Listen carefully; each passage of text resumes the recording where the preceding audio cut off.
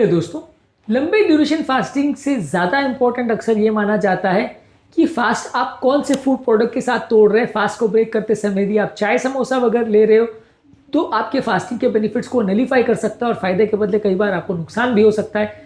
जो बेनिफिट्स आप फास्टिंग से चाहते हो वो कई बार सिर्फ फास्टिंग तोड़ने के लिए आप जो फूड प्रोडक्ट्स को यूज़ कर रहे हो उससे कई बार न्यूट्रलाइज भी हो सकता है।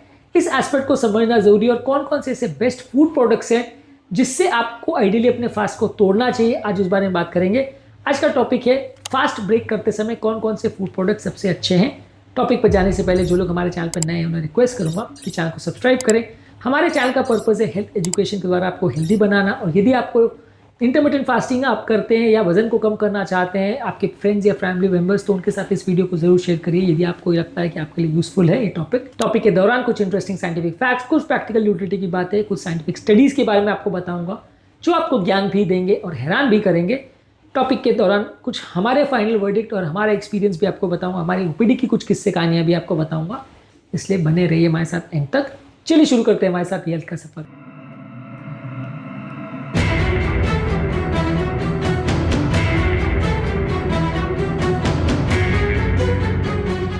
आप इंटरमिटेंट फास्टिंग को ब्रेक करने के टाइम क्या फूड प्रोडक्ट लेना पसंद करते हैं, और क्या आपको पता था कि ये कॉन्सेप्ट बहुत ज़्यादा इंपॉर्टेंट है कि फास्ट तोड़ने के लिए आप क्या फूड प्रोडक्ट्स को यूज़ करते हो? कमेंट सेक्शन में लिख कर हमें बताएं। जब कभी आप लंबा फास्ट ब्रेक करते हो तो उस समय अगर आप ऐसा फूड प्रोडक्ट लेते हो जो आपके शुगर को स्पाइक करता है तो आपका मेटाबॉलिज्म एक तरह से शॉक में चला जाता है और फटीग, आपको कमजोरी सुस्ती बहुत ज़्यादा होगा। तो बेसिकली आपको ध्यान रखने की ज़रूरत है कि फास्ट जो आप ब्रेक करो उस समय आपको ऐसे फूड प्रोडक्ट लेने जो ईजिली डाइजेस्टेबल हो और बहुत ज़्यादा शुगर से भरे हुए नहीं हो। आप इस मामले में खजूर, फ्रूट्स, लाइट सूप्स, इस तरह की चीज़ें ले सकते हैं। खजूर ज़्यादातर रमज़ान के टाइम लोग यूज़ करते हैं फास्ट ब्रेक करने के लिए, पर ओवरऑल आपको इजीली डाइजेस्टेबल और पानी से भरे हुए फूड प्रोडक्ट ज़्यादा लेने चाहिए। ये आपके शुगर लेवल्स को स्टेबलाइज करने में मदद करते हैं। इस मामले में American journal of clinical nutrition में रिसर्च में बताया था कि लो ग्लाइसेमिक इंडेक्स वाले फूड प्रोडक्ट्स यदि आप फास्टिंग के दौरान यूज़ करते हैं तो आपके शुगर लेवल्स को स्टेबलाइज करने में मदद करता है as compared to high glycemic index वाले फूड प्रोडक्ट्स। इसके अलावा आपको कुछ छोटी मात्रा में ऐसे नेचुरल कार्बोहाइड्रेट्स और प्रोटीन्स को लेना चाहिए जो कि आपके एब्जॉर्प्शन को शुगर के कम करता है और शुगर के स्पाइक्स और क्रैशेस को प्रिवेंट करता है, जैसे कि दही है, केला है, बॉइल्ड एग है। ये सारे प्रोटीन के और कॉम्प्लेक्स कार्बोहाइड्रेट्स के अच्छे सोर्स है। तो ये आप अगर कॉम्बिनेशन को अगर यूज़ करते हैं तो इस तरह की चीज़ें आपके शुगर लेवल को सडनली बढ़ने से रोकती है, और अगर आप बहुत ज़्यादा मीठी चीज़ें खाते हो तो उनके इफेक्ट को कम ये करती है। डायबिटीज़ केयर में 2015 में एक आर्टिकल पब्लिश हुआ था जिसने बताया था कि यदि आप हाई न्यूट्रिएंट वाले मील्स लेते हैं और प्रोटीन ज़्यादा लेते हैं कार्बोहाइड्रेट्स के साथ, तो खाने के बाद शुगर लेवल्स को कम करने में 29% तक इफेक्टिव है। इसके अलावा फास्ट को तोड़ने के लिए मैदे की बनी हुई चीज़ें, चावल की बनी हुई चीज़ें, मिठाइयाँ और सोडा आपको नहीं लेना। इससे सडन शुगर स्पाइक होगा, सडन ड्रॉप होगा, जिसकी वजह से टायर्डनेस होगा और बाद में आप ओवर ईटिंग करोगे जिससे आपका हेल्थ बिगड़ सकता है। न्यूट्रिशन और मेटाबॉलिज्म जर्नल में बताया था कि सोडा वाले ड्रिंक्स या हाई शुगर वाले बेवरेजेस या फ्रूट जूसेस भी यदि आप फास्टिंग के बाद तोड़ते तो इससे इंसुलिन सिक्रीशन बढ़ता है और हाइपोग्लाइसीमिया 90 मिनट्स में होने का चांस ज़्यादा होता है। इस मामले में हमारे पास एक पेशेंट आई थी जो फास्टिंग के बाद उन्होंने बहुत ज़्यादा मात्रा में सोडा और फ्रूट जूस ले लिया था, जिसके बाद 1 घंटे बाद उनको सडनली हाइपोग्लाइसीमिया हो गया था और शुगर लेवल जब चेक किया तो ज़्यादा लो मिला। तो कई बार इस तरह के फ्रूट ड्रिंक्स या इस तरह के शुगर वाले ड्रिंक्स एक बार शुगर बढ़ाते हैं और फिर सडन क्रैश होता है, जिसकी वजह से बहुत ज़्यादा कमजोरी सुस्ती हो जाती है। इसके अलावा आपको पानी ज़्यादा मात्रा में लेना और पानी में साथ इलेक्ट्रोलाइट्स भी मिले ऐसे ड्रिंक ज़्यादा लेने, जैसे नारियल पानी, तरबूज का पानी या खीरे के सलाद आपको लेने। इसमें सोडियम और पोटेशियम आपको मिलता है और ये सोडियम पोटेशियम जो फास्टिंग के दौरान कम हो गया उसको रिप्लेनिश करने में मदद करता है। न्यूट्रिशन रिव्यूज़ में एक आर्टिकल में बताया था कि फास्टिंग के दौरान आपका कॉन्सेंट्रेशन और कॉग्निशन इफेक्ट्स हो सकता है और इस तरह के इलेक्ट्रोलाइट रिच ड्रिंक्स आपके मेंटल अलर्टनेस और डाइजेशन को इंप्रूव करते हैं। इसके अलावा आपको इसके बाद हाई प्रोटीन वाली चीज़ें जैसे दाल, सूप, दही, अंडे, ये सारी चीज़ें लेनी चाहिए। या सारे आपके अमीनो एसिड्स बॉडी में देते हैं और आपके हंगर हार्मोन्स को कंट्रोल करने में मदद करते हैं। हाई प्रोटीन रिच डाइट आपके भूख को शांत करते हैं और आपकी अगली मील में जो कैलोरी इंटेक आप करते हो उसको 20% तक ये कम कर सकते हैं। तो ओवरऑल आपको बार बार खाने से रोकने के लिए हाई प्रोटीन डाइट काफ़ी मददगार होता है।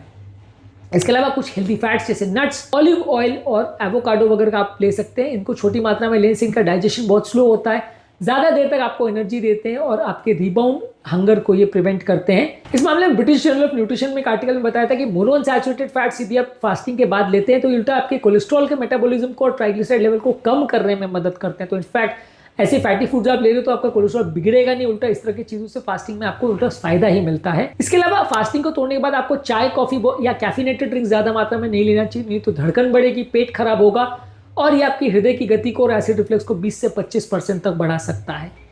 धीरे धीरे करके अपने फास्टिंग के बाद जो मील को आप ले रहे हो उसको धीरे धीरे करके बढ़ाइए और एक्सपैंड करिए। लंबे फास्टिंग करने के बाद यदि आप बहुत ज़्यादा मात्रा में मील लेते हैं और बहुत ज़्यादा शुगर वाले मील लेते हैं तो सडनली एक मेटाबॉलिक रोलर कोस्टर चालू हो जाता है जो कि आपकी हेल्थ को बिगाड़ सकता है, मेटाबॉलिक बैलेंस और ऑक्सीडेटिव स्ट्रेस को बढ़ा सकता है। इसलिए धीरे धीरे करके अपने ओवरऑल खाने के बाद जो चेंजेस कर रहे हो उसको बहुत ज़्यादा मात्रा में नहीं लेना चाहिए और धीरे धीरे करके एडजस्ट करने का प्रयास करना चाहिए। ओवरऑल फास्टिंग करने के बाद बहुत ज़्यादा मात्रा में नहीं और बहुत जल्दी नहीं खाना चाहिए, नहीं तो ब्लोटिंग और गैस का बहुत ज़्यादा प्रॉब्लम होगा। इसके अलावा लाइट और बैलेंस मील पर फोकस करना चाहिए, आपके पेट के लिए भी अच्छा है। इसके अलावा आप पानी पहले पीजिए, उसके बाद लाइट कार्बोहाइड्रेट लीजिए, उसके बाद प्रोटीन्स लीजिए, उसके बाद फैट्स लीजिए, तो ओवरऑल ये आपके शुगर लेवल्स को स्टेबलाइज करने में ज़्यादा मदद करेगी। और इसके अलावा प्रोसेस शुगर में कम और एंटी इन्फ्लेमेटरी फूड्स में ज़्यादा हो ऐसे फूड प्रोडक्ट्स को ज़्यादा लीजिए। कुछ फर्मेंटेड प्रोडक्ट्स जैसे इडली, डोसा, ढोकला, दही, केफिर, छाछ, ये सारी चीज़ों को ज़्यादा ले सकते हैं। ये आपके पेट के नेचुरल माइक्रोबियल फ्लोरा को इम्प्रूवाइज करने में मदद करते हैं जिससे फास्टिंग के रिजल्ट्स और इम्प्रूव होते हैं। इसके अलावा कुछ गर्म पानी आपके पेट को रेडी करने में और पेट के मसल्स को रिलैक्स करने में मदद करता है, पेट में क्रैम्प्स को कम करता है। तो सूप और नींबू पानी आप गर्म करके ले सकते हो, ये आपके पेट के दर्द को कम करेगा। अक्सर आप अगर बहुत ज़्यादा बेकरी के प्रोडक्ट्स अगर लेते हो तो क्रैम्प्स और पेट का दर्द होने का चांस बढ़ जाता है। इसके अलावा फाइबर रिच सब्जियां जैसे सलाद और स्टीम किए हुए सब्जियां यदि आप लेते हो तो ये आपकी फास्ट को डिस्टर्ब नहीं करेगा और बाउल रिदम को मेंटेन करने में मदद करेगा। कुछ माइक्रोन्यूट्रिएंट्स जैसे पोटेशियम, मैग्नीशियम और सोडियम फास्टिंग के दौरान गड़बड़ हो सकते हैं, तो इसमें पालक, नारियल पानी और खजूर ये आपके बॉडी के इलेक्ट्रोलाइट को रिप्लेस करने में मदद करेंगे। तो ओवरऑल आपको इस पर फोकस करना है। ओवरऑल फास्टिंग का लक्ष्य ये रहता है कि आपको खाने के बाद भी ध्यान में ये रखनी है कि आपका ओवरऑल कैलोरी इंटेक इतना ज़्यादा नहीं हो जाना चाहिए, आपका पेट शांत हो जाए, आपका भूख शांत हो जाए, लेकिन आप बहुत ज़्यादा नहीं खाओ। ये सारी चीज़ों को आपको ध्यान रखना है। यदि आप फास्टिंग के बाद कुछ भी अनहेल्दी फूड प्रोडक्ट्स अगर खाते हैं तो फास्टिंग में जो एडवांटेज आपको मिल रहा है वो कई बार चला जाता है। इसलिए कई बार ऐसा बोला जाता है कि फास्टिंग कितने घंटे की कर रहे हो उससे ज़्यादा कई बार ये इंपॉर्टेंट है कि क्या फूड प्रोडक्ट से आप फास्ट को तोड़ रहे हो, क्योंकि कई बार उससे बहुत ज़्यादा फर्क पड़ जाता है और वो आपके बाद के बिहेवियर को भी काफ़ी हद तक इन्फ्लुएंस करता है। तो ज़्यादातर अपने फास्ट को आप पानी या नारियल पानी इस तरह के ड्रिंक के साथ और उसके साथ लाइट प्रोटीन जैसे अंडा, दाल, सूप, दही ये सारी चीज़ों के साथ तोड़ सकते हो। शुगर वाले ड्रिंक्स और डीप फ्राइड स्नैक्स नहीं लेना है, धीरे धीरे करके खाना है, कम मात्रा में खाना है और 15-20 मिनट में ओवरऑल खाने को खत्म करना है। जल्दी जल्दी खाने की कोशिश मत करिए। हेल्दी फैट्स को मॉडरेट मात्रा में ले सकते हैं। चाय, कॉफ़ी और सोडा वाली ड्रिंक्स और शुगर वाली ड्रिंक्स नहीं लेना है फास्ट को तोड़ने के दौरान। ये सारी चीज़ें आपको ध्यान रखनी है फास्ट को तोड़ने के बाद, ताकि आपका इंटरमिटेंट फास्टिंग का एडवांटेज ना चला जाए और आपकी हेल्थ को कॉम्प्रोमाइज़ ना हो। आज के टॉपिक में हमने बात करी फास्ट को तोड़ने के दौरान आपको कौन कौन से फूड प्रोडक्ट्स पर ज़्यादा फोकस करना चाहिए।